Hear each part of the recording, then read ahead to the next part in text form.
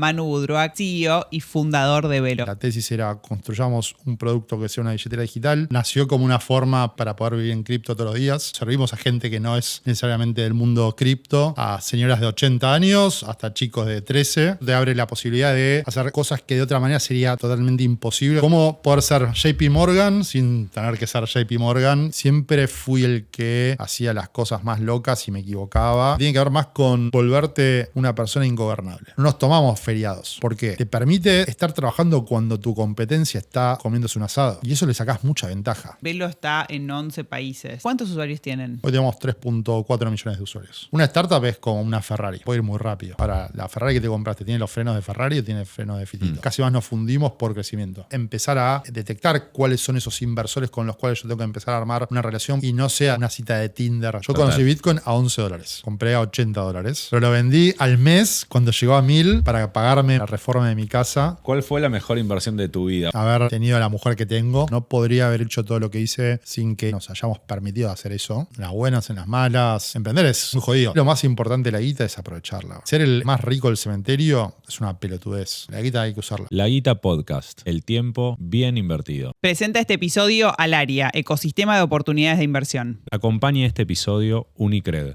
Todas las soluciones financieras que necesitas en un solo lugar. Bienvenidos a un nuevo episodio de La Guita. Yo soy Oli Golds, estoy acá con Alan Sucho y hoy vamos a entrevistar a Manu Boudroa, que es CEO y fundador de Velo. Bienvenido y gracias por venir. Muchas gracias por la invitación. Punto extra poder pronunciar bien el apellido. Bueno, Goldschmidt tampoco es tan fácil, así que aprendí. Ya está, acá está complejo el asunto. Viene fácil el tema. Sí. Sabes que me di cuenta que yo cuando presento no hago la presentación, esa sos mucho mejor en la primera parte. La presentación, igual que a tu apellido le mandé el Bueno, muy bien, nickname. el recorte. Contanos qué es Velo hoy. Bueno, a ver, ¿qué es Velo hoy? Buena pregunta. Velo hoy es, diría, un cripto neobanco, ¿no? O sea, nació como una forma para mí, para poder vivir en cripto todos los días, viviendo, digamos, del ecosistema hace mucho tiempo. Hoy se abrió, digamos, algo mucho más amplio donde, digamos, servimos a gente que no es necesariamente del mundo cripto, a señoras de 80 años hasta chicos de 13. Un poco la intención ahí la importancia es cómo reconstruimos servicios financieros a partir de lo que es cripto como base, ¿no? Y eso te abre la posibilidad de hacer cosas que de otra manera sería totalmente imposible o tenés que tener el tamaño de, no sé, de un mercado pago, ¿no? Entonces, ¿cómo poder ser JP Morgan sin tener que ser JP Morgan y dar esa calidad de servicio? Obviamente estamos recién arrancando, menos de 5 años en el mercado, pero hacia ahí vamos. ¿Y cuál es la diferencia puntual, por ejemplo, con una empresa de servicios financieros normal o más tradicional? Sí, creo que lo principal es que nosotros somos global, por definición. O sea, hoy damos servicio en 11 países de Latinoamérica. Le damos servicios a un argentino, brasileño, paraguayo, boliviano, mexicano. Le permite conectarse con el mundo. Yo siempre un poco jodo con esta idea de que vos tenés en Velo la plata donde vos querés y no adentro. En Argentina no es una cosa que podemos dar por sentado eso. Totalmente. Y yo creo que en el mundo digital, digo, la que son los nativos digitales, creo que el tema de las fronteras venimos hablando hace mucho tiempo, ¿no? Cómo se van desdibujando. Entonces el ser, pertenecer, empieza a estar como en otra capa, si querés, ¿no? Y tener, digamos, un producto financiero que funcione globalmente sin tener que llamar al banco o sin tener que llamar para pedir autorización me parece que es bastante poderoso. Y en concreto es una tarjeta y una aplicación, ¿no? Sí, es mucho más. O sea, la tarjeta, a ver, nosotros es cómo gestionas tu dinero, cómo cobrás, ahorrás, pagás, tanto local como internacionalmente, pagas tus servicios, podés, digamos, recibir rendimientos sobre las diferentes monedas que vos tengas. Y creo que, digamos, algo importante que hicimos fue también empezar a integrar diferentes formas de pago locales, ¿no? Porque ¿Qué sería una forma de pago? Bueno, entonces todo el primer trayecto, digamos, de tener una tarjeta, ¿no? que lanzamos con Mastercard, ahora este año lanzamos con Visa, era importante porque de alguna manera te permitía dar una forma de pago que es conocida, ¿no? Ya tiene 60 años en el mercado. Pero en Argentina, Brasil, Colombia, empezaron viniendo ya de antes, ¿no? De India y China, todo el tema que llaman los RTPs o Real Time Payment Methods, ¿no? El famoso pago con QR. Empezamos a integrar eso de forma cross-border. Significa que un argentino pueda pagar como local en Brasil, Perú, Bolivia, Colombia y empezar a ser uno más del ecosistema de pagos locales.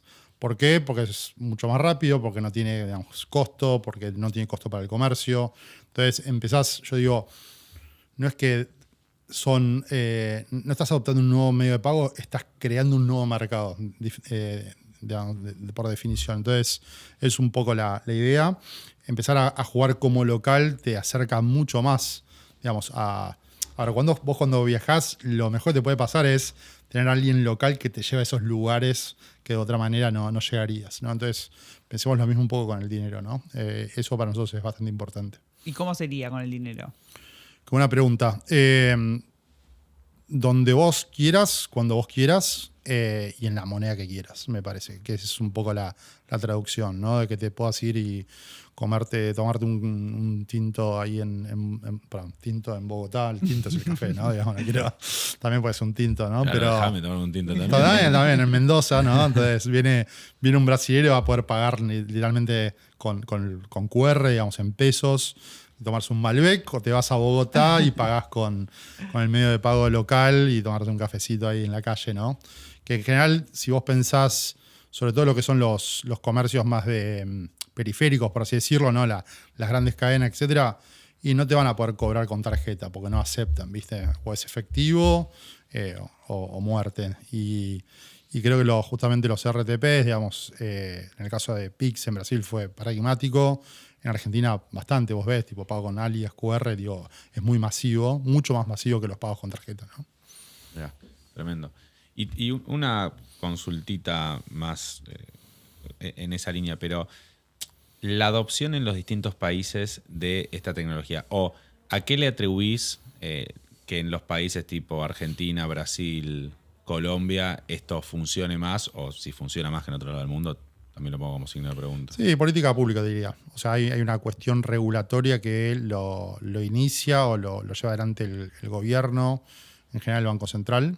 En el caso del QR en Argentina fue, digamos, el Banco Central que puso a todos los players y mira, vamos a hacer esto. En el caso de Brasil fue similar. Y en algunos de esos países empieza a partir de un privado y después se extiende el resto del ecosistema. Ahí depende un poco la política, ¿no? Pero en general, en mi experiencia, los que mejor funcionan son, como libertario anarcocapitalista que soy, y me cuesta decirlo, son los que terminan, digamos, el Estado siendo el que lo organiza, ¿no? Claro. Y dijiste antes que Velo está en 11 países, ¿no? ¿Cuántos usuarios tienen? Hoy tenemos 3.4 millones de usuarios. Un montón. ¿Y eso lo generaron con más o menos cuánta gente trabaja en Velo? Hoy estamos llegando a las 100 personas. ¿A las 100 personas? Sí, Wow. o sea, hace un año éramos 30 y pico, 40. Siempre, a ver, creo que ahora, vamos a hacer un poco un raconto, ¿no? O sea, cuando nosotros salimos, fundamos una empresa en 2020, ahí levantamos una guita, armamos equipo, éramos unas 6, 7 personas para lanzar el producto en septiembre de 21. De ahí fue creciendo el equipo y uno de los objetivos que tuvimos siempre fue el equipo más chico posible y rentabilidad lo más rápido posible. Entonces ya hace 3 años que somos rentables, digamos, free cash flow, entonces un poco eso te deja en control de tu destino, que es algo bastante poderoso. ¿A qué te referís con free cash flow?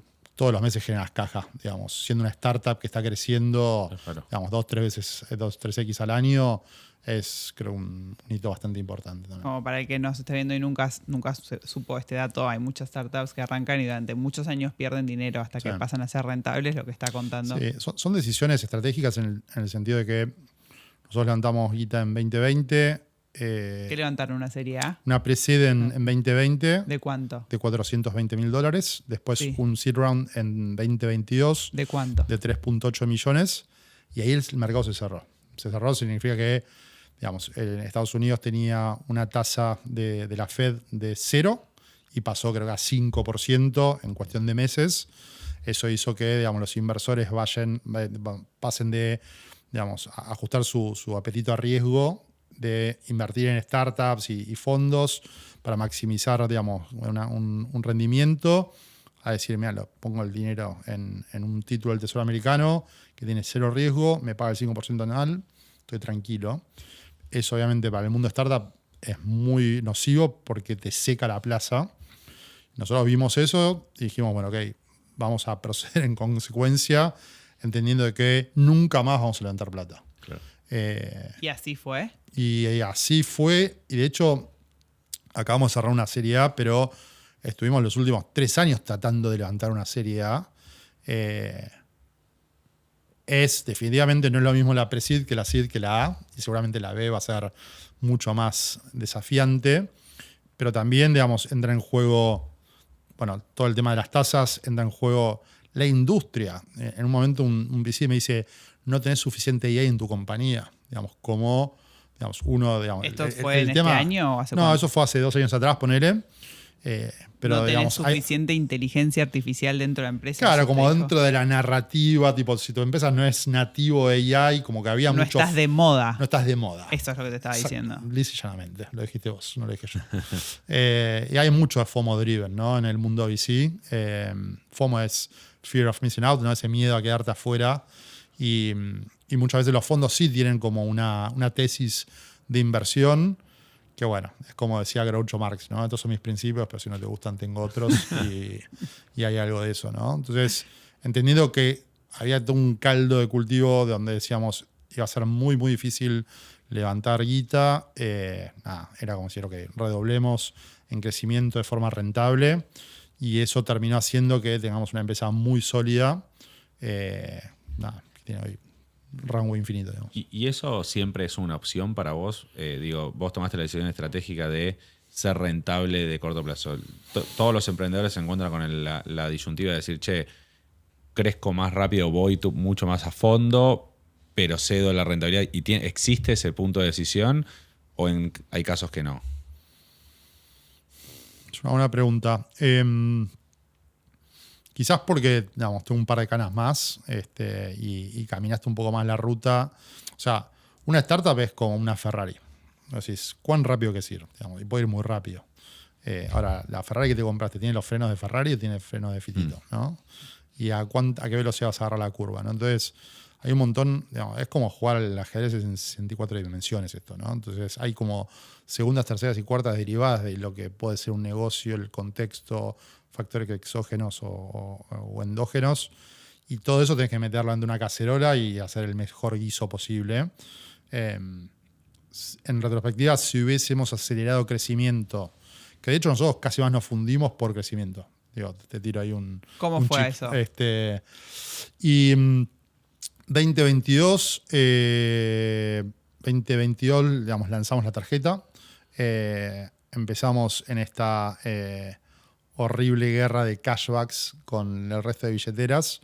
Nosotros, digamos, a diferencia del resto, digamos, lo que hicimos fue tirar un random donde en vez de tener tipo 2% siempre, en un random entre 2 y 21%. Esto lo voy a explicar porque me parece interesantísimo y quiero que se entienda bien. Bueno, cashback es un reintegro sobre cada compra. Claro, ¿no? y en ese momento lo que vos estás contando, que quizá no te animas a decirlo, pero la mayoría de tus competidores lo que te ofrecían era un cashback asegurado en cripto. Es decir, vos gastabas pesos y recibías un poquitito, chiquitito. El 2% en general, digamos. Un 2% en cripto dentro de esta misma, de tu mismo ecosistema, digamos. Sí. Y es buena la movida de marketing contar su idea de ustedes. Entonces, nosotros dijimos, mira, no vamos a ir con lo mismo que el resto, vamos a hacer que, digamos, vos te puedas sacar como una especie de lotería donde era del 2 al 21%.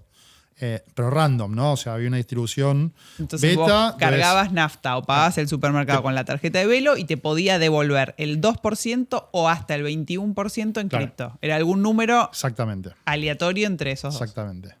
Obviamente que como movida de marketing fue espectacular porque crecimos en usuarios de forma descontrolada. Lo que empezamos a ver es que el costo de la promoción era más alto que el valor, digamos, el lifetime value, ¿no? El valor a futuro que te da el usuario. Entonces dijimos, che, mira, esto no tiene ningún tipo de sentido económico. Vamos a sacarlo. Empezamos sacándolo para lo que eran los pagos con pesos, porque ese literalmente no te generaba revenue, era marginal, y después lo terminamos sacando a los pagos con cripto.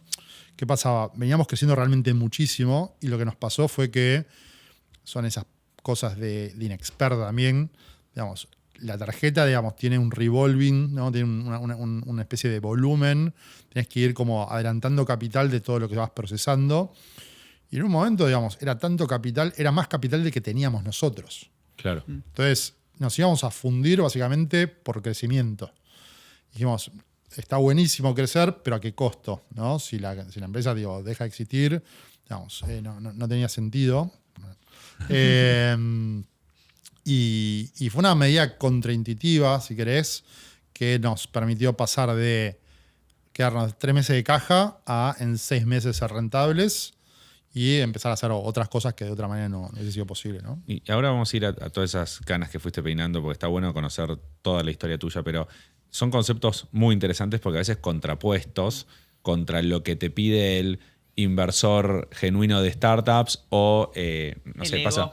Sí, pero no sé, en la bolsa pasa mucho. Che, estas empresas cuando dejen de reinvertir o sean muy rentables, porque no están reinvirtiendo todo el capital, ya son una empresa madura, no sé si sirve igual. Claro.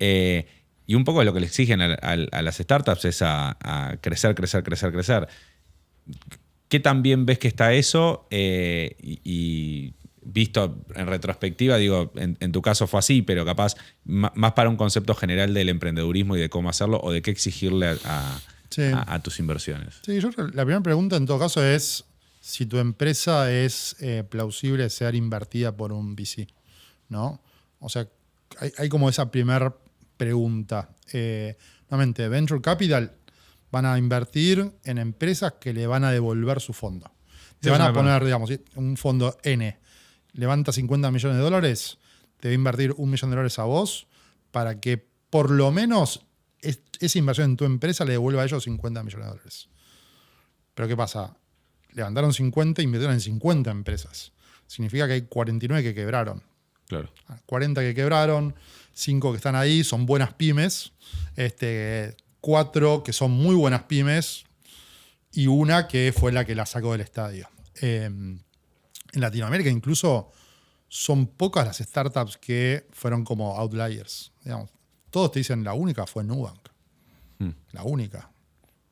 Entonces, ahora ¿qué pasa? Para un emprendedor viene una empresa, un competidor americano, por decirlo algo, o europeo o asiático, y te dice, che, mira, te doy $300 millones por tu empresa. Y vos te vas a llevar un cash out de, no sé, 15, 20 millones de dólares. ¿Dónde firmo? Bueno, ¿es un buen exit o es un mal exit? Para el emprendedor le cambió la vida. Al VC y quizás recupera su inversión, o sea, recuperó el $1 millón, pero no recibió los 50 que estaba buscando. O sea que fue una mala inversión. Claro. ¿Me seguís? Y para los estándares de la TAM, un exit de 300 palos Eso. es muy bueno, Sí. versus el estándar de US, que es 3 billions, posiblemente. Oh. Entonces, depende mucho dónde estés jugando, qué juego querés estar jugando, digamos, el mercado, industria, etc. Entonces, primero, volviendo un poco al principio es, ok, ¿vas a querer buscar VC money o no? Punto 1, porque hay empresas que, digamos, están bootstrapped, significa que, digamos, se van con su propio, el puchito que ahorraron, ¿no? Con el canuto que tenían, lo fueron invirtiendo en hacer que sea su empresa y no se diluyeron nunca, que es totalmente válido también. Y muy común. Y muy común, sería lo más común, porque levantar capital de inversores es muy difícil. Contanos un poco ese proceso para el que, de hecho, anoté cómo es levantar una ronda, como nunca se lo preguntamos a nadie. Sí. Y contanos un poco lo que pasa del detrás de escena, ¿no? De Sí. esa situación. Sí, a ver, digamos, algo que uno tiene como responsabilidad, o vamos a decir tipo roles y responsabilidades del CEO. Plata, gente y cultura. Entonces, una parte de tu tiempo importante, digamos, 1/3 si querés, dependiendo del momento, estás hablando con inversores todo el tiempo. Digamos. ¿Y cómo es esa situación? ¿Les acercás? ¿Se acercan a vos? ¿Qué les contás primero? En general, está buena la pregunta. Cosas que fui aprendiendo es, digamos, tiene que haber una estrategia. Y tenés que ir como varios pasos adelantados en el sentido de que, no sé, hoy nosotros acabamos de cerrar una serie A, yo ya estoy pensando en la serie B y C. ¿Y qué significa? Es empezar a detectar cuáles son esos inversores con los cuales yo tengo que empezar a armar una relación para que me conozcan, vean los números y no sea, digamos, una cita de Tinder, ¿no? Que es algo así como muy, muy frío, digamos. Tenés que ir como construyendo esa relación, porque al final del día después, tipo atrás de la lapicera hay una persona, ¿no? Entonces hay un montón de cuestiones. ¿Y los ámbitos para construir esa relación dónde están? A mí, a ver, yo creo que hice todo mal. Lo No cual, creo. digamos, no, pero de verdad, digamos, en el sentido de que creo que el primer ámbito tiene que ver con tu círculo, ¿no? O sea, cuáles son las personas con las cuales vos te vas a rodear que te van a permitir ir agrandando ese círculo, ¿no? La típica es, vos ves, no sé, gente que fue a Harvard, MIT, Stanford, están medio tocados por la varita, en el sentido de que ya vienen con esa agenda. Claro. No, no me voy a quejar porque no soy, digamos, una persona que ha salido de la pobreza ni mucho menos, pero Argentina tiene una tasa de descuento muy alta, digamos, comparada con alguien que está en Boston. Entonces, nada, tenés que ser un rompepelotas. Digo, no te queda otra, tenés que ir y vender, y vender, y vender, y vender. Y tenés que, digamos, tratar de ir llegando a esas personas. Creo que lo más importante acá, y lo miro en retrospectiva y una gran aprendizaje, es cuál es la estrategia necesaria en cada momento de ese fundraising. El pre-seed fue literalmente friends and family, ¿no? Tipo tus amigos, conocidos, que les sobran 10, 15, 20 lucas o algún otro, digamos, que alguien que haya tenido un exit, que tiene unos mangos y te va a apostar a vos como emprendedor, porque ya te conocía o hicieron algo juntos. Después, bueno, viene el seed, que es, bueno, ya es un pasito más, ¿no? Un poco más institucionalizado. Son cheques que en general pueden ir, no sé, entre 50, 100 lucas a, no sé, 1 o 2 palos o más. Hoy por hoy en AI, la verdad que ves seed rounds de 18 palos verdes y es wow. Que también es un problema, ¿eh? O sea, hay un montón de empresas que han levantado mega rondas, o sea, no sé, 50 palos verdes, a una evaluación de, por decir algo, 500 palos. Después tenés que lograr llegar a una evaluación de 500 palos. O sea, no es joda. Hace poco me tocó hablar con un inversor y me dicen, pero pará, ustedes levantaron X a tanto, digo, ¿qué evaluación baja? Le digo, ¿sabes qué pasa? Le digo, yo prefiero no maximizar evaluación ahora, pero entender que mi empresa va a valer 10 veces lo que hice en la última vez y no 2X. Claro. Porque sé que puedo hacer 10X, pero 2X del otro, el salto, digamos, es realmente muy alto. Y puede ser que te quedes sin nafta y tengas que hacer un down run. Y el que paga el down run básicamente es el emprendedor. Entonces hay que tener cuidado con esa, ni siquiera esa ambición, digamos, es como greed, ¿no? O sea, la avaricia. Avaricia, exactamente. Codicia, no, pero sí, entiendo que lo que decís es como que es un sistema que no necesariamente recibir el cheque es el premio, ¿no? Como que... O sea, nosotros, bueno, ahora con la Serie A, todos, no, felicitaciones, digo, mirá, no cambió nada, cambió todo. Digamos, es un paso más en el objetivo que tenemos. Digamos, es un milestone, no es el milestone en sí, digamos. Es algo más que vos tenés que hacer para lograr el siguiente paso, ¿viste? Pero sí es verdad que hay mucha gente que se confunde y piensa que levantar guita es el objetivo de la startup. Que eso de gente que es mucho más inteligente que yo, que entendió que era así y está teniendo una vida, digamos, de yates y limusines. No es mi caso, digamos, ¿no? Bueno, ahora arranquemos un poco por los inicios. Sí, yo lo conozco a Manu desde, creo que el 2017, ¿puede haber sido antes? It's been 84 years. Pero, puede ser, sí, o antes también. O sea, estabas en Vitex. Sí. ¿Cuándo fue eso? Y 2014, 2020. Vos no habías nacido. No, sí. No miré de costado. Pero arranquemos un poco por tus inicios. ¿Fuiste a la facultad? Fui a la facultad, estudié, no me recibí, soy bachiller secundario, drop-off, pero estudié biología 3 años y dejé. Y me fui a estudiar tecnología multimedial, Maimónides, y hice toda la carrera y no me recibí nunca, no hice los finales. ¿Y cómo era la relación con la guita en tu casa de chico? Muy buena pregunta. Yo creo que, o sea, la guita y el latino, esto es tabú puro. Mi viejo emprendedor también, digamos, con su empresa, el ingeniero electrónico, telecomunicaciones, mi hija artista plástica, digamos, obviamente como pyme en Argentina, vaivenes todo el tiempo, a veces muy bien, a veces muy mal, digamos, tener que echar gente o no saber, viste, que te vengan a buscar porque había un cheque rechazado, digo, nada, el bread and butter de Argentina, ¿no? Con todos esos vaivenes.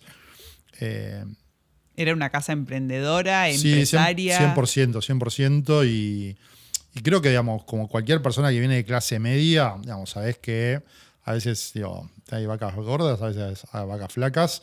Y creo que parte, digamos, de esa cultura me la inculcaron bien, también de tratar de ser cuidadoso, o sea, ser ahorrativo, no gastar en boludeces. Me parece que eso hoy hablábamos un poco del gasto hormiga, ¿no? en el laburo, digamos, creo que hay toda una cultura de consumir que es muy nociva, porque aparte estás queriendo llenar algo que no se va a llenar de esa manera.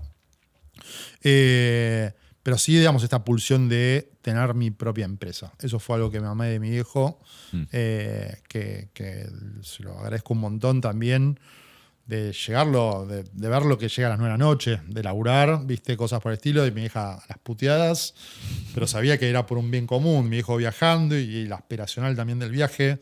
Después de un par de viajes te das cuenta que es una mentira, ¿no? Porque que no hay nada menos glamuroso que viajar por estar laburo. comiendo solo, viste, en un dinner o lo que sea. Pero creo que tiene que ver más con volverte una persona ingobernable. Me parece que tiene que ver con eso, con buscar tu propio camino, construir, digamos, las cosas que a vos te gusta construir, rodearte de la gente que vos elegís, digamos, seleccionar para estar trabajando juntos y aprender mucho. Digamos. Si yo hay algo que siempre también le digo al equipo es maximicemos aprendizaje. O sea, el que no se equivoca no aprende, no evoluciona. Y lo de familia Boudrois y los yogures ya estaba. Yo siempre, seguro conocen a los yogures, que los dos del hermano de Manu, y yo siempre pido canje, nunca me llegó. Pero al margen de eso, ya era parte de tu infancia, de tu niñez. Bueno, mira, la verdad que, o sea, nosotros venimos de parte de mi viejo, familia francesa, vinieron a Argentina 1890. Familia, digamos, que venía del mundo, si querés, de los lácteos de Francia, vinieron acá y se fueron a la zona de La Choza, que es cerca ahí de Luján, que es una zona que eran básicamente colonias irlandesas. El famoso LL Casey Defenses. Sí. Es Lorenzo Casey. No es Casey, es Casey. Mirá, me acabo de enterar. Entonces, era el terrateniente que controlaba, digamos, las tierras ahí. Y fue vendiendo, regalando campos. Bueno, en una de esas volteadas cayó mi familia. Y teníamos el campo, sí, que era de mi bisabuelo, ya tipo. ¿Y ya hacían lácteos? Y tambo de toda la vida, hobby de mi viejo, digamos, de toda la vida. Lo agarró mi hermano, estuvo muchos años metiéndole, él es ingeniero agrónomo. Y en 2017, hinchado las pelotas de estar, digamos, rodeado de bosta todo el día, dijo, mira, vamos a subirle, digamos, el valor agregado, y empezó a desarrollar, digamos, los yogures en un momento en el cual Argentina pintaba que iba para otro lado, después, digamos, frenó de seco, crédito en dólares del exterior, tipo, todo muy picante. Pero bueno, la verdad que hoy por hoy le está yendo muy bien. Yo no estoy metido, digamos, en el día a día. Mi cabeza me... ¿Son 2 hermanos o hay más? 2 hermanos, sí. Mi cabeza no me da para tanto. Pero sí, o sea, él está ahí full con eso, vendiendo de todos lados. O sea, hoy va a ser, no sé, creo que en aerolíneas, tipo... Sí, te lo dan, en Buquebus, o sea... ¿Lo perseguiste siempre la exploración esta de ser dueño de una empresa? ¿Y en qué momento te dio la confianza para mandarte? Sí. Tuve, digamos, a ver, voy por partes. Siempre tuve esas ganas de tener algo propio. Siempre fui el que hacía las cosas más locas y me equivocaba, como, no sé, organizar un torneo de fútbol donde no iba nadie, o fui DJ mucho tiempo, lo cual significaba, digamos, organizar la noche, la fiesta, toda la logística. O sea, me gusta pasar del 0 a 1, me encanta. Me encanta el quilombo, me encanta los contextos de alta entropía. Me aburre muchísimo el fine tuning ese. Es donde mi libido no entra mucho ahí. tuve como varias si querés, experiencias emprendedoras. La primera fue hace 20 años ya, que nos lanzamos con unos amigos a... diseñábamos pendrives customizados y los fabricábamos en China y los traíamos. Entonces le vendíamos a, no sé, grandes marcas, no sé, hacíamos tazas, hicimos el pendrive de Boca, que le sacabas el short y le enchufabas. Y ahí aprendí un montón, aprendí a vender y a la calle literalmente con una valija a un local y vender físicamente, hablarle a una persona, que creo que hay un montón de valor en eso también. A lidiar con el sistema María, con el sistema Malvina, con los chinos que te hablan de yo soy Berry, y Berry que sos hombre, sos mujer, tipo entender el año nuevo chino, las dinámicas del mercado. O sea que hay un montón, hubo mucho aprendizaje ahí. Y el mayor aprendizaje, me llevó varios. Uno tiene que ver con el producto. Me acuerdo que fuimos a Megatone a vender el pendrive de Boca y le llevamos el pendrive. Y el de Megatone nos dice, ¿y dónde está el producto? Nosotros pensamos que el producto era el pendrive. No, el producto es el pendrive, más el packaging, más el punto de venta, más la promoción, más un montón de otras cosas. Entonces, no era una situación de files are in the computer, claro, ¿no? Y vos explicándole que... Nada, creo que nuevamente es chocarte contra la realidad y entender que la realidad es mucho más compleja que lo que uno piensa. Pero nuevamente es esa iteración, ese ir y volver, es lo que te hace mejorar definitivamente. La segunda fue de que nos pidieron, digamos, una orden, en su momento eran algo así como $10.000 la orden de pendrives, y nos cagamos en la pata y no lo hicimos y cerramos la empresa. Entonces, no tener la determinación y las pelotas, el coraje para hacer las cosas es una parte fundamental de emprender. Y eso, digamos, un poco lo llevo a Velo. Y en un momento nosotros, digamos, un poco le empezamos a dar forma a esto en 2020, en pandemia. Yo en un momento me hinché las pelotas y dije, tipo, che, esto no está avanzando para ningún lado. Bueno, no, claramente era mi rol y fue como, bueno, deja de pegarte, empecé a ejecutar con determinación. Y a partir de ahí es como que cuando uno, viste, lidera, empezás a generar, digamos, un efecto succión también con el resto del equipo, ¿no?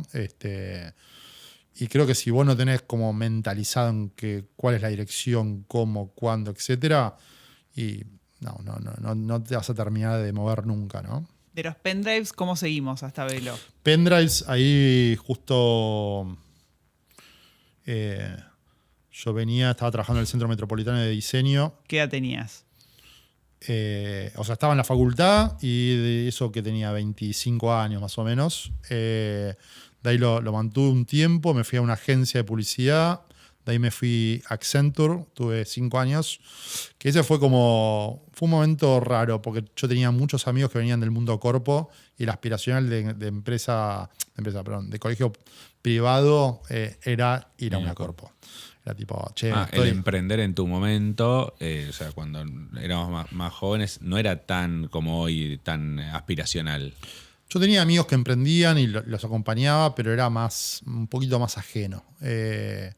Yo quizás tampoco me había tocado tanto o sea, ya estaba emprendiendo en un punto, tenía una empresa, facturábamos, vendíamos todo, pero esto de empezar a emprender en tecnología era algo que no me había... Sí, no lo había visto tanto de cerca, si querés, ¿no? Entonces me empecé a meter, empecé a laburar en Accenture, ahí fue que volvió esa idea de emprender, de hacer algo, y empezamos a hacer con un ex compañero del CMD, CMD es el Centro Metropolitano de Diseño, un marketplace de cosas prestadas, que se llamaba Gluon. Gluon es la partícula subatómica que hace que las partículas subatómicas queden pegadas. ¿Qué te dio la Corpo como herramienta para aprender, o un Accenture como herramienta para aprender? Sí, o sea, fue una reescuela, procesos, inglés. Mi primera entrevista fue con un indio de Mumbai, Alhad Nimbalkar, le mando un abrazo. Estaba más nervioso que la mierda. Y la entrevista duró media hora, los primeros 15 minutos no entendí nada. Y, digamos, empezar a exponerte al mundo en inglés, trabajar en inglés, para mí fue muy importante. Yo ya venía con base inglés fuerte, pero empezar a pensar negocio en inglés fue una cosa que la verdad que le sumó un montón de valor. ¿Y se le agradeces a Accenture? Bueno, era un trabajo, ¿no? O sea, me parece que también yo buscaba un poco eso. El tema de procesos, el tema de gestión de equipos. Yo entré siendo un project manager, terminé liderando toda la operación para Latinoamérica, Iberia y parte de Norteamérica. Lo que no me gustaba es la velocidad. O sea, Claro. a mí yo tengo un cohete en el culo. Claro. Y más que nada la contribución marginal. En el sentido de, digo, las corporaciones son, digamos, transatlánticos. Tu trabajo literalmente no cuenta. Si vos movés esta tasa, el transatlántico sigue funcionando. En una startup, vos no movés esta tasa y se hunde.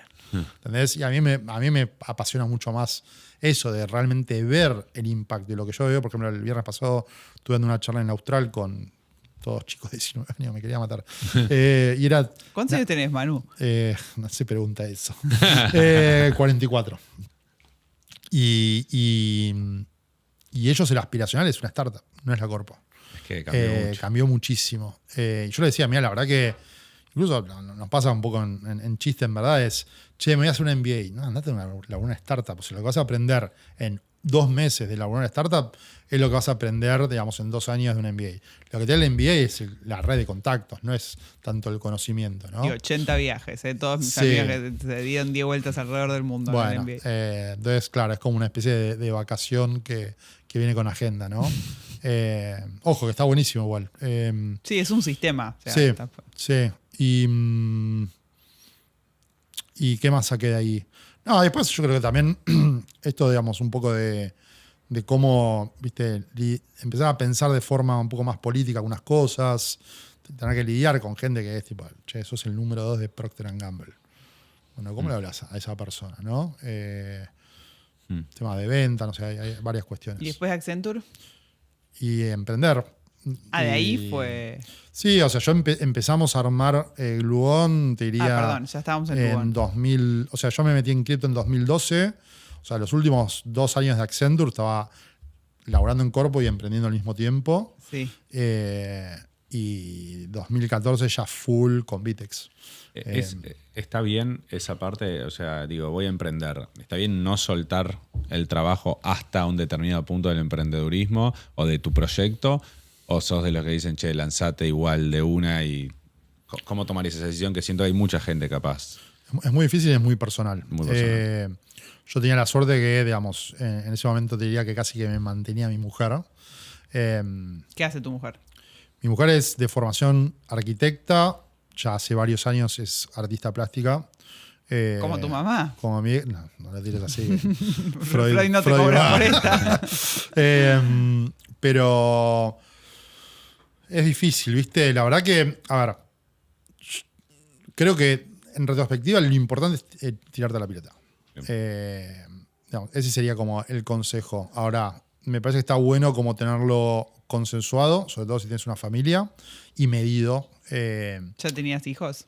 No tenía hijos en ese momento, que creo que es digamos, un aliciente importante, pero sí tenía como márgenes, por así decirlo, ¿no? Así tipo, che, acá me siento cómodo, pero el tema es que si no te lanzas a la pileta no lo estás haciendo al 100%.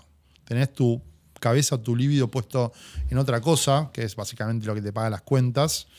Y a veces por eso, digamos, también, bueno, en mi caso lo tuve que mantener un tiempo hasta poder asegurarme dar ese paso, ¿no? Pero creo que sí, es muy personal, digamos, pero creo que sí, hasta que no el salto no termina de meterte al full.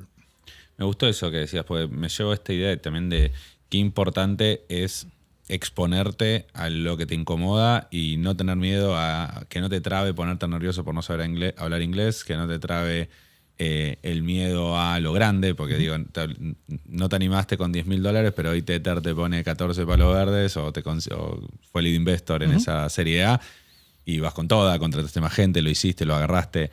Digo, es como, es condición necesaria de alguna manera en el pensamiento del emprendedor. No que sea nato, porque vos en un momento te animaste y en otro momento no te animaste. Innato es la palabra. Innato. Claro, no que sea innato, pero sí animarse a exponerte eso. Sí, yo creo que es un muy buen punto. Digo, che, vos naciste emprendedor. Yo creo que uno se forma emprendedor. Se forma, o sea, a mí me gusta, nuevamente decía, me gusta el quilombo, me gusta ir a mucha velocidad. Digamos, definitivamente la frecuencia con la cual vos hagas las cosas va a determinar, frecuencia e intensidad, va a determinar el resultado. ¿Por qué? Porque cuanto más rápido vos puedas aprender algo y lo puedas mejorar, iterar, etcétera, te va a diferenciar del resto. Digamos, hay una anécdota muy buena que hice. En un momento está Instagram, empezaron a chichonear, creo que era Meta por un lado, bueno, Facebook en ese momento, y como te diga Google del otro lado para comprarlos. Zuckerberg cerró el deal el fin de semana, pero porque Google recién los iba a atender el lunes. ¿Me entendés? O sea, estos negocios son del 24/7. Y si vos no pensás de esa manera, te va a ganar la competencia. Nosotros, por ejemplo, laburamos todos los días. O sea, todos los días de la semana, fin de semana un poquito también, digamos, pero no nos tomamos feriados. ¿Por qué? Primero, porque es mucho más fácil de organizar equipos en diferentes países. Y segundo, porque obviamente que tenemos 6 semanas de vacaciones después, te permite, digamos, estar trabajando cuando tu competencia está comiéndose un asado. Y eso le sacás mucha ventaja. Necesitas tener gente que se banque eso, ¿no? También. Manu, ¿cómo llegaste a cripto? Bien, entonces, 2012 empezamos un poco a armar esta idea de construir Gluon. Gluon era un marketplace de cosas prestadas. Tenías una silla que era de tu abuela que no querías vender, se la podías prestar a alguien con un escrow, digamos, funcionaba de una manera en la cual le dábamos cierta seguridad con un sistema de votación, Valoración. Rating. de rating. Claro, entonces empezamos a ver que empezaba a caminar, queríamos ser global del minuto cero y empezamos, obviamente, como cualquier marketplace, ¿qué es lo principal? Los clientes o los SKUs, ¿no? Empezamos a inventar SKUs. Los SKUs son ítems, ¿no? O sea, empezamos a listar cosas, una cinta de correr que tenía en mi casa, una silla, un cuadro, lo que sea. Una idea medio falopa, digamos, para no decir otra cosa, pero que estuvo bueno porque nos llevó a, digamos, de repente un montón de demanda en Colombia, pero estamos en Argentina. Bueno, hay que constituir una sociedad y abrir una cuenta de banco. Y yo decía, me muero. Tipo, no, o sea, todo ese proceso, la parte física, la parte de los átomos es realmente muy desgastante. Y justo, bueno, uno de los socios, que era el CTO, Luis Bruno, él venía de Singapur, de estar laburando allá, y había conocido Bitcoin allá. Está esta cosa que se llama Bitcoin, que es el dinero nativo de Internet, que se puede usar para pagar, no hace falta ninguna pasarela, ninguna sociedad, nada. Cuando a mí me dijo Bitcoin, lo miré. Mi educación financiera era tipo literalmente cero, como muchas familias argentinas. Dije, esto es un Ponzi, ¿no? ¿Qué es esto? ¿Qué es lo otro? Le dediqué una semana a analizarlo, investigarlo, leer toda la información que había disponible, que era muy poca en ese momento. Yo dije, esto es impresionante, digamos, y me voló la cabeza, literalmente de una semana a la otra me cambió así fuerte la cabeza. Y lo que sí, y estuvimos probando un rato, lo integramos como medio de pago, obviamente no lo usó nadie, pero lo que empezamos a ver es que ya han entrado 2013, crisis de Chipre. Me pasó a mí concretamente que viajé a Chile a Lollapalooza, aterrizo, Cristina dice, cepo cambiario, no puedo usar tu plata en el exterior. Yo había viajado con una tarjeta de débito. Chao. Yo dije, listo, ahora entiendo para qué sirve Bitcoin. Y a partir de ese momento en adelante fue como, empezamos a meterle a esto, agarramos Gluon, la tiramos a la basura, lanzamos CryptoCueva. Que claro, no era una cueva, era básicamente un marketplace de compradores y vendedores de Bitcoin. No tenés problema. Sí, no pasa nada. Sí, ya me contaron acá que pasó un encapuchado. Y lanzamos eso y explotó. Y empezó a crecer. CryptoCueva era básicamente un marketplace donde la gente podía crearse un perfil, digamos, privado, pero que el resto de los usuarios podían ponerle un rating. Y lo novedoso de la plataforma era que tenía un escrow. Entonces, si digamos, yo te vendía un Bitcoin a vos, mandaba el Bitcoin a CryptoCueva, que después le cambiamos el nombre a Conecta Bitcoin. Mejor. Y hasta no, sí, un poquito más. Hasta que yo no te confirmaba que había recibido la transferencia de pesos o me habías pagado, la plataforma no liberaba los Bitcoins. Entonces, de esa manera, básicamente lo que hacías era atacar un poco todo el tema de fraude, ¿no? Claro. Ven, en ese momento Bitcoin los comprabas en una página de Facebook, en una esquina, en Palermo. En un café, claro. Entonces le da un poco de seguridad ahí. De ahí sacamos Criptocambios, que fue un broker con precio en pantalla en Bitcoin. Donde básicamente el broker era el que vendía los criptos. Nosotros comprábamos y vendíamos, operados con nuestra caja de ahorro. En un momento empezó a crecer mucho, tipo pasó, no sé cómo, cepo cambiario, ¿no? O sea, $200.000 por la caja de ahorro y llamando al banco diciendo... ¿Qué año era? 2013. ¿Qué están haciendo, chicos? No, estamos con Bitcoin. Y yo, cierren todo, dejen de operar ya. Claro. Y bueno, y ahí empezamos a buscar básicamente guita para fondearnos y construir Bitex, que fue, digamos, el exchange de Bitcoin. Ahí nos asociamos con gente del mercado tradicional, que la verdad que nos ayudaron un montón, nos dieron un montón de expertise. Un montón de cuestiones que uno normalmente como ignorante, ¿viste? No tenés en cuenta. Y lanzamos en mayo de 2014. Como por ejemplo cosas, porque yo a veces soy bastante ignorante. No, o sea, hay muchas cuestiones que tienen que ver con la ingeniería financiera, de cómo, no Claro. sé, lidiar con un banco o cómo hacer el KYC de una cuenta. Digo, cuestiones quizás que hoy parecen ser muy básicas, pero que son lo que te determina después que vayas en cara, ¿no? O sea, Total. o que tengas un margen un poco mejor que el resto, ¿no? Y bueno, lanzamos 2014 y ahí, bueno, Bitex fue la verdad que una experiencia impresionante. Abrimos 4 países, Me conectamos. acuerdo que en un momento abrieron un concierge. Yo hacía las notas de eso. Sí, ¿Un concierge de qué? No es un concierge de cripto, como llamando American Express, pero llamando Bitex. sí, empezamos a meternos mucho en pago cross-border en 2015. Empezamos a hacer pagos para Nubelo, que era una plataforma de freelancers en su momento, que lo compró de freelancer.com después. Y empezamos a meternos mucho en eso, ¿no? En hacer pagos entre países usando Bitcoin como subyacente, que era un quilombo, digamos. Imagínate, el Bitcoin tiene volatilidad, operan diferentes precios en cada mercado, entonces cómo básicamente hacer un contado con Liqui sobre Bitcoin. Y eso nos llevó a sentarnos enfrente del Banco Central y decir, che, mira, necesito que liberen un poco el cepo, ya con Macri. Y conectamos al primer banco, a la red Bitcoin, para hacer pagos internacionales. Hicimos la primera exportación de un bien entre Argentina y Paraguay, también pagado en Bitcoin. O sea, la verdad que nos metimos mucho, muy temprano. A mí me llegó a estar, me llamaron de Basilea. Basilea es básicamente el Bank of International Settlement, es el banco central de los bancos centrales. Y fuimos a Brasilia a hablar en frente de 40 bancos centrales, World Bank, FBI, la DEA, NSA. Tipo, bueno, así se usa Bitcoin para hacer pagos cross-border. Un par de historias divertidas. Tremenda experiencia. ¿Podés contar un poquitito ahí de... charlabas con los tipos, después te terminaste de exponer y hablaste con alguno en particular que Sí, te sorprendió? me acuerdo, me quedé hablando con uno de la NSA, que era un ucraniano, que decía, no, Bitcoin lo hackeamos en 2 minutos. Le digo, bueno, dale, hackealo, ¿no? Como estás ahí haciéndote el canchero. No, creo que una de las cosas que me llevo de ahí fue, primero, mucho de ese laburo fue con el Banco Central de Brasil, que la verdad que siempre fueron muy innovadores y mantuvimos una relación durante el tiempo. La otra era muy interesante, literalmente había un crisol de bancos centrales y estaba como la tesitura asiática y la del resto. Los asiáticos es, dale que va, dale que va, dale que va, déjalo crecer y vemos cómo camina esto. En ese momento se empezaba a hablar de, bueno, Ant Financial era como uno de los máximos exponentes de todo el tema de... No solamente de parte de pagos, sino la parte también de créditos, ¿no? Que jugaron un rol bastante importante y todo el tema, creo que ahí fue que me lanzaron, si mal no recuerdo, el money market, digamos, el concepto de money market embebido dentro de la aplicación. Sí.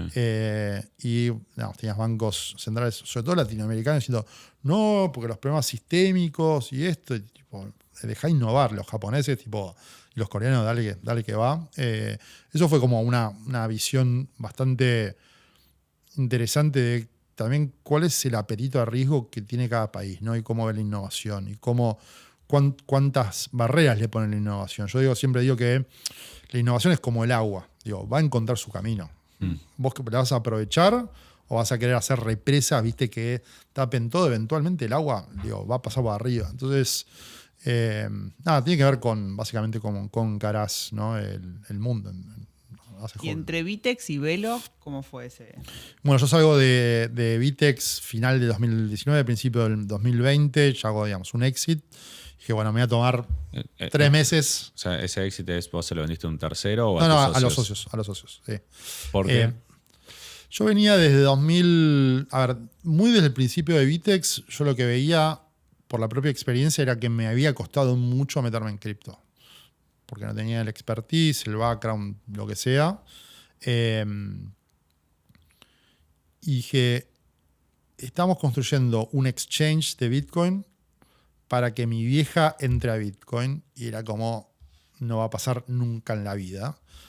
Le estamos hablando a una parte del mercado muy chica y que está bien, digamos, el producto exchange es sumamente importante. Piensa en un momento, ¿no? Vitex procesaba el 15% del volumen global de Bitcoin. Global. Sí. Una locura. Sí, eran. Entonces, pero ¿qué pasa? Tu público eran los traders, que eran 4 gatos locos. Pero mi visión era, esto es muchísimo más grande que la cuestión, digamos, de arbitraje. Entonces, esta idea de construir un producto simple para que la gente pueda acceder a Bitcoin y lo pueda utilizar. Y parte, digamos, de las hipótesis era, hoy no sucede porque el producto simple no existe, porque la gente no termina de ver el valor en el activo y básicamente porque no lo puede gastar todos los días. Entonces, la tesis era construyamos un producto que sea una billetera digital. Cuando empezamos un poco a ya formalizar marzo de 2020, antes de pandemia, penetración de billeteras digitales en Argentina alrededor del 13%, 2 semanas después fue 50%, 2 semanas después fue, no sé, 100%. ¡Wow! ¿Eso fue en marzo del 2020? Claro. La parte de, digamos, bueno, cómo comprarlo, realmente lo hicimos en 2 tabs, muy, muy fácil. Y después darle, digamos, esa capa de sentido de que esto te podía servir para algo, tanto para ahorrar como para pagar. La parte de ahorrar, digamos, empezamos a generar todo un producto de rendimientos sobre el activo. Y la parte de pagar, creo que fue la más loca de todas, que fue la tarjeta. Yeah. La tarjeta es realmente un elemento, una medio de pago que tiene 60 años. Pero en la cabeza de la gente es algo que conoce. Entonces fue como, o sea que puedo pagar con Bitcoin, pero porque estaba la tarjeta. Si de otra manera no lo hubiesen entendido, ¿entendés? Entonces creo que un poco el aprendizaje de ahí fue como, ¿cuál es tu proxy para lograr tal o cual cosa? ¿Entendés? ¿Cuál es el hack que vas a utilizar? Que a veces el hack es alquimia, es agarrar elementos viejos. No hace falta reinventar la rueda. Simplemente, digamos, cómo le cambias el orden para que tengas un resultado diferente, ¿no? Me acuerdo que tenías un marketing muy de guerrilla, perdón, es recortito solo que me acordé de esto, que en mi tarjeta de Velo nos encontramos en una fiesta y me dijiste, ¿ya te llegó tu tarjeta de Velo? Y te dije, no. Y sacaste una tarjeta de bolsillo y me dijiste, tomá, esta es tu tarjeta de Velo, bajate la app, asociala y empezar a usar. Exactamente. Y Velo siempre tuvo un marketing muy desde las entrañas, me sale decirlo. No quiero decir despectivo, quiero decir lo contrario, con mucha fuerza de creatividad. Sí. Hay que sacarle jugo a las piedras. O sea, yo creo que, digamos, parte también o sea, hacer plata con plata es muy fácil. Hacer plata sin plata, digo, ahí es donde está la magia. Los gauchos se ven en la cancha. Sí. ¿Y cómo se hace? Creo que, digamos, es el famoso pensar fuera de la caja, ¿no? O sea, primero, yo tengo un mantra que es nadie sabe nada. No, porque esto se hace así, las pelotas. Digo, porque lo que te funciona en el pasado no significa que te van a volver a funcionar en el futuro. Y me parece que tiene que ver con, nosotros hinchamos mucho las bolas en el equipo con este concepto en inglés que se llama high agency, no alta agencia, que básicamente cómo le entras al problema desde todos los ángulos posibles hasta poder resolverlo. La mayoría de la gente es, no quiero decir mediocre, pero se baja los brazos muy rápido y decir, no, esto no se puede hacer.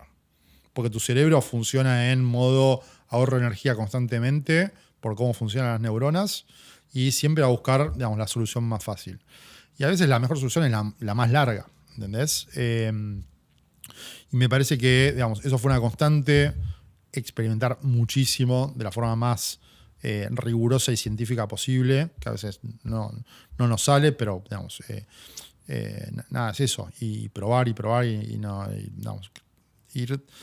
Y entender también que la innovación sucede desde el borde, no del centro. En el sentido de que, tipo, un día que lo contrataron, yo caí a la oficina y digo, no puede ser.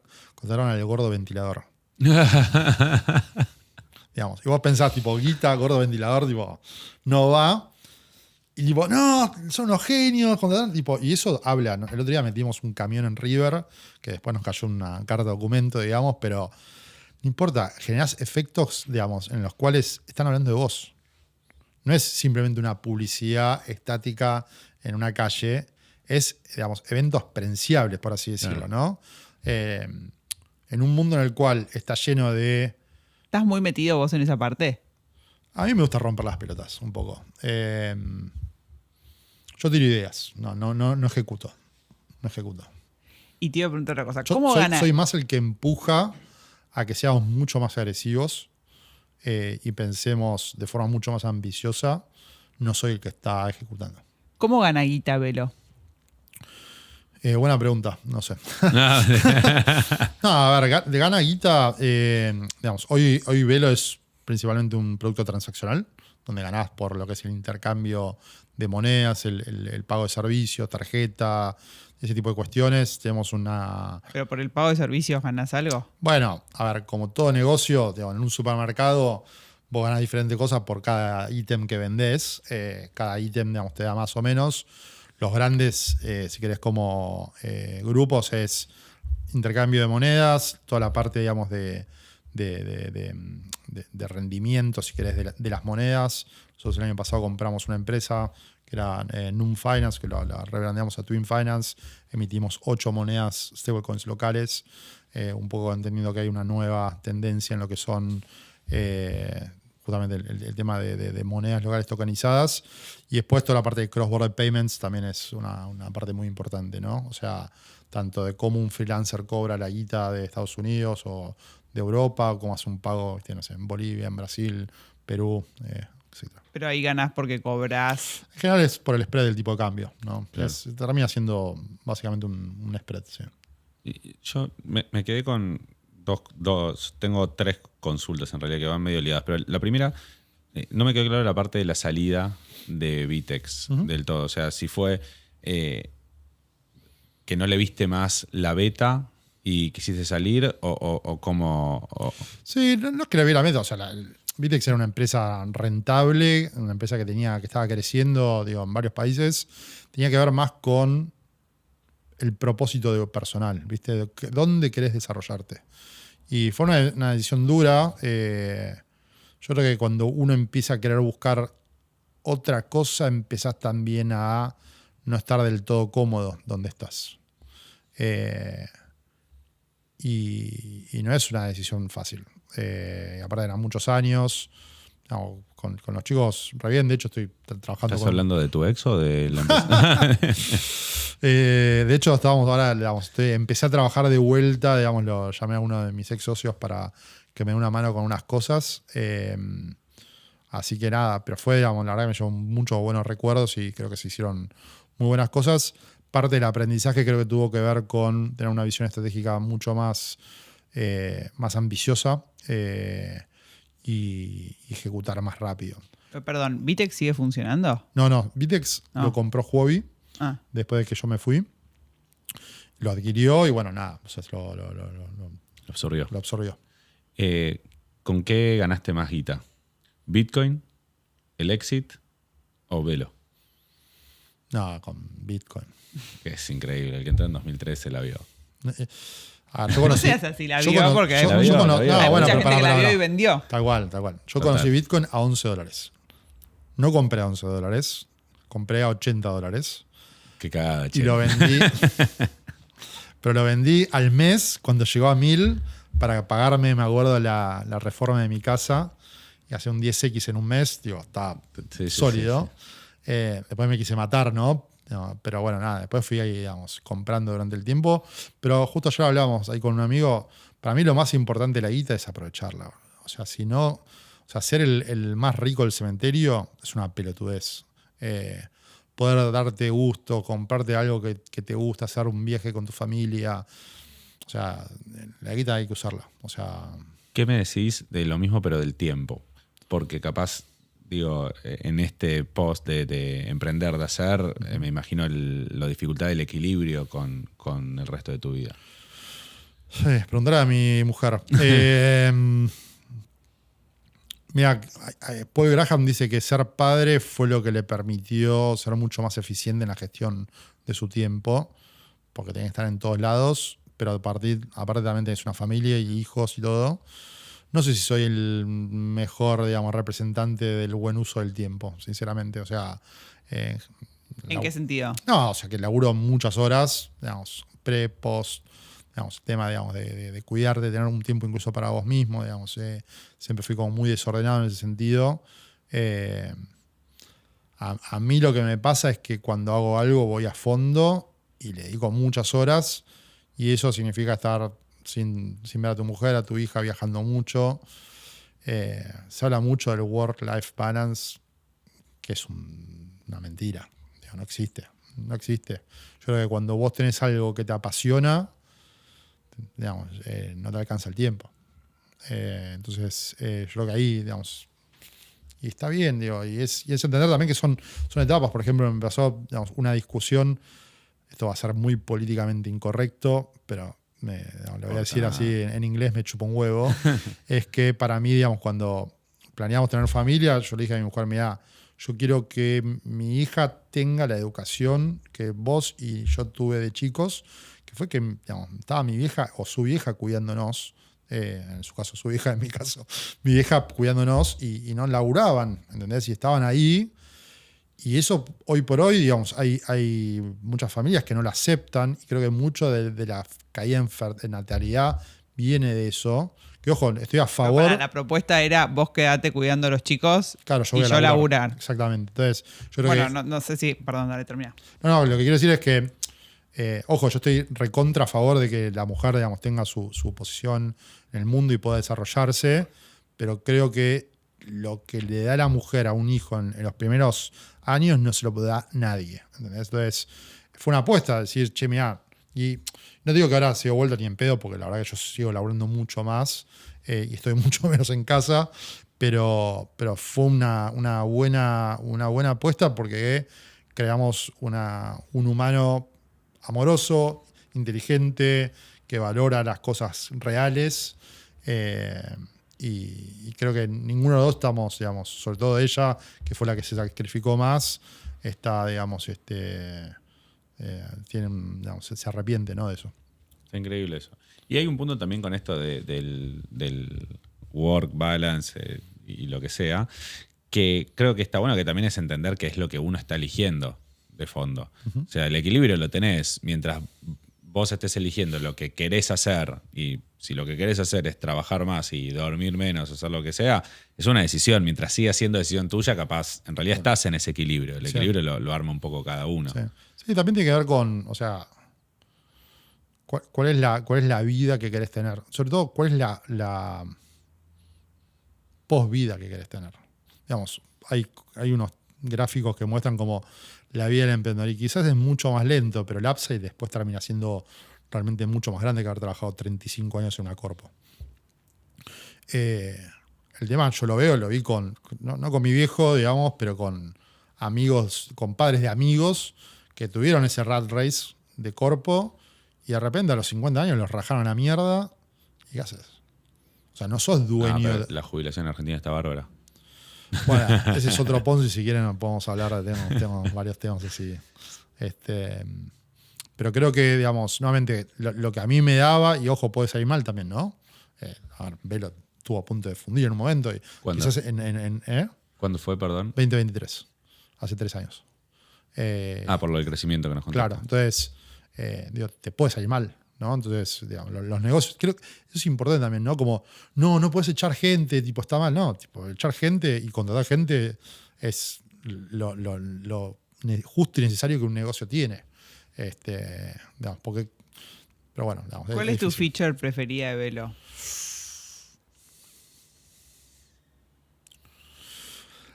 Yo soy fanático del DCA, del ahorro automático, poder comprar todos los días, digamos, un poquito de Bitcoin. DCA, Dollar Cost Average, y es como lo que recomiendan para entrar en Bitcoin, ¿no? Entrar en todo, ¿no? Me parece que ese ejercicio de poder de alguna manera, digamos, generar ese promedio es lo que te va a permitir tener, digamos, una buena exposición a la cosa y poner en automático un poco el ahorro, que es, si vos ves, Argentina tiene unos índices de ahorro más bajos del planeta.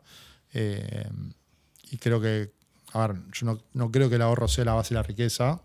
Digamos, creo que la inversión, digamos, es la base de la riqueza. Pero bueno, es el paso anterior, me parece, ¿no? Cerramos con la pregunta. Pregunta Bind. Sí. La pregunta Bind dice: ¿cuál fue la mejor inversión de tu vida? Vas a tener que contestar otra cosa, no sea Bitcoin. La segunda mejor inversión de tu vida. La primera inversión de mi vida fue haber, digamos, tenido a la mujer que tengo. Digamos, comentario más pollera del mundo, pero creo que va por ahí. Digamos, no podría haber hecho todo lo que sin que ella de alguna manera nos hayamos permitido hacer eso. En las buenas, en las malas.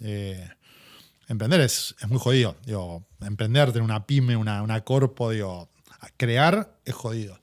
Y creo que, digamos, eso de tener una compañera, digamos, que esté ahí, no sé, digamos, con los viajes, nuevamente, con todo el crisol de situaciones, para mí es fundamental, ¿no? Sé que no viene, perdón, pero sé que no viene una respuesta tampoco muy genérica, pero es inevitable que tengas momentos malos, emprendiendo, creando, lo que sea. Lo más. ¿Cómo se hace para en ese momento empujar? Hay un libro muy bueno que se llama El sutil arte de que todo te chupa un huevo. O algo así. O te importa una mierda, algo así. Y creo que está bueno, y lo recomiendo, es un libro muy boludo, pero viste, y los chinos dicen tipo, si el problema no tiene solución, no es un problema. Claro. Entonces, yo trato no es que me chupen las cosas un huevo, pero quizás no golpearme tanto de soy un choto con esto, qué podría haber hecho.